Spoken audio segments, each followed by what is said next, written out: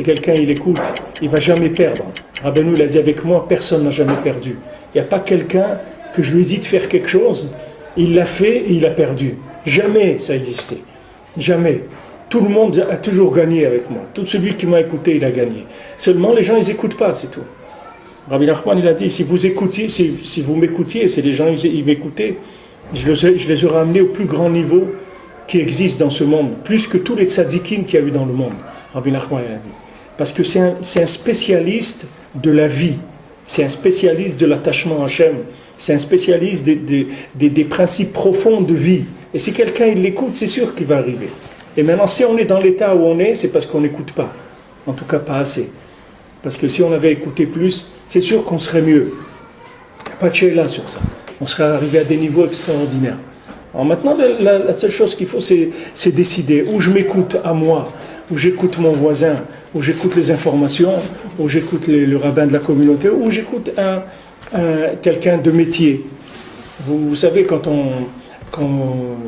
comme Yaakov dit que celui qui n'a pas d'argent, il ne peut pas acheter quelque chose de pas cher.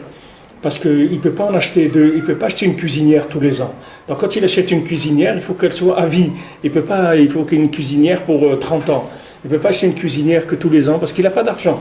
Alors maintenant il va acheter une cuisinière. C'est vrai qu'il coûte 6 fois le prix de la cuisinière qui est proposée, mais seulement celle-là, il va l'acheter une fois pour 30 ans, tandis que l'autre, il faut en acheter une tous les ans.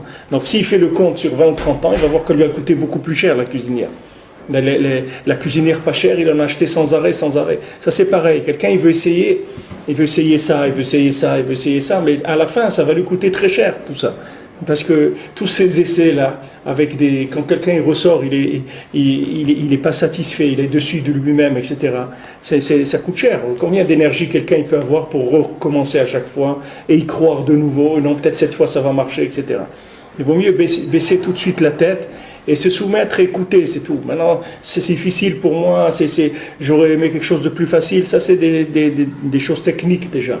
Mais déjà adhérer à la chose, la vouloir, l'aimer, ça c'est déjà le point de départ. Après, petit à petit, on se met au travail. Mais la méthode, elle est garantie, Rabbi Nachman est garanti. Il n'y a personne qui peut vous garantir une méthode dans la Torah. Personne ne vous garantira. Quand Rabbi Nachman il garantit que ce soit de venir chez lui à Ouman, ou de faire Itbodedut, ou de faire Chatzot, ou d'étudier Shulchan Aruch, tout ce qu'il dit de faire, vous pouvez être sûr qu'il y a des épaules derrière pour porter ça. C'est pas des mots. Derrière, il y a tout ce qu'il faut pour assumer la responsabilité de cet engagement-là qui demande le tzaddik. Ça, c'est la Oumanout, c'est le principe de la Oumanout. Mais en Hachem.